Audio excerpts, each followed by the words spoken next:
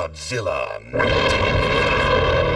Space Godzilla. Monsters, fight! Godzilla is enjoying a lot of success right now. 2023's Godzilla Minus One was awarded an Oscar for Best Visual Effects, and now Godzilla is starring in a new MonsterVerse movie alongside its old rival Kong. Seems like a great time for Godzilla to get another video game, right? Well, since the industry doesn't have one ready, let's look at the type of Godzilla game that should make a comeback: the all-out brawler types. Yep, Destroy All Monsters Melee on the GameCube wasn't the only one.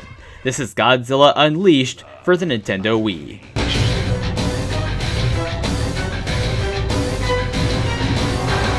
Essentially, this game takes the story of an alien invasion from Destroy All Monsters and gives it some steroids.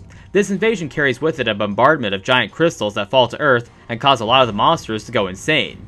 This results in a global monster conflict between not 2, but 4 warring factions: the naturally made defenders of Earth like Godzilla, Mothra, and Anguirus, the invading aliens like Gigan, Ghidorah, and Space Godzilla, the totally off their rocker mutants like Destroya and Biollante, and finally the human-run Global Defense Force commanding their mechanical two-legged weapons such as Mechagodzilla and Jet Jaguar.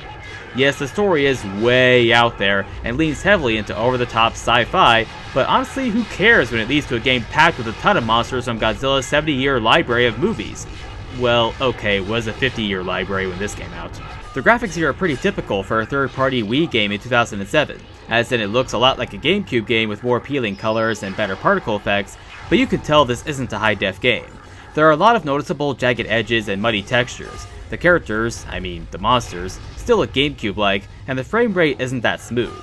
It's not unplayable by any means, but you notice that it's not a consistent 30 FPS, especially when there are 4 monsters on screen using beam attacks all at once. But the monsters still look like their movie counterparts, and the environments fit the cities they're each based on given the weird environmental effects done to them as part of the story. With sound, the music is really exciting monster battle music. It goes perfectly with all these monsters having the same sounds they had in their movies. It helps the game feel authentic to kaiju fans. As for the voice acting, a lot of it sounds unintentionally cheesy.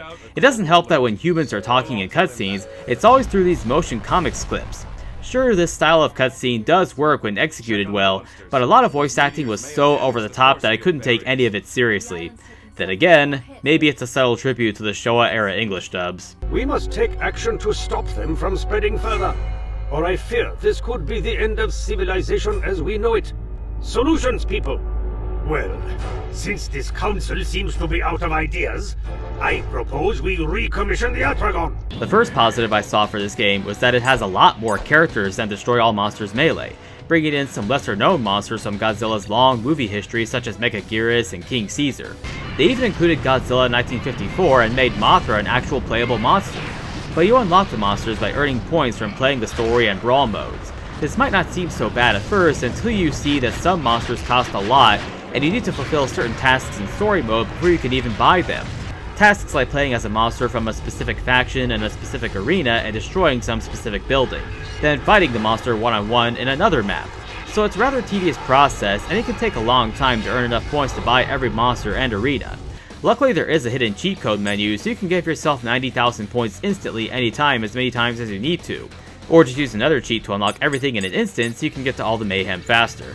Story mode in Unleashed feels less like an arcade mode, as there are cutscenes before each fight with pieces of story, and some levels need you to destroy giant crystals instead of always having to defeat a monster.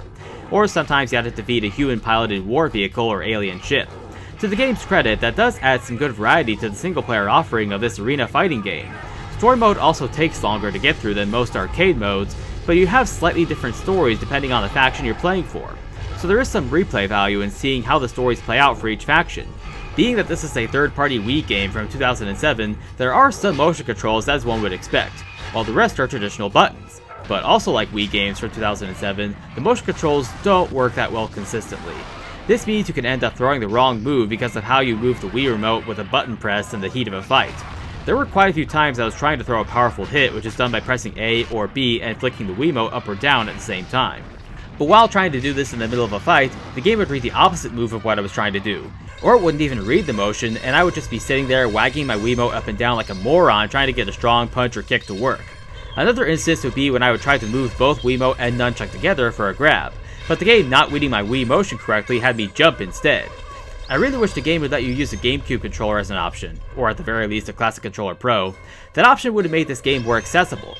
Aside from the mixed bag of controls, there was also a mixed bag for mechanics. There were plenty of combat mechanics that I liked, such as using beam attacks, throwing buildings at your opponents, using punches and kicks, being able to easily guard against attacks with the Z button, and some characters had special moves like Larval Mothra being able to turn herself into Adult Mothra during a fight.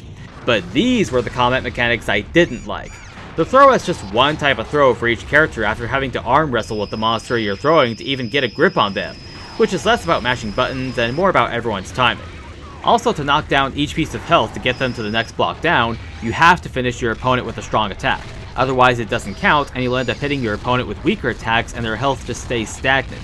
I know it's meant to be epic, but it's irritating how it drags out fights, especially when they manage to block or jump away from your strong attacks every time.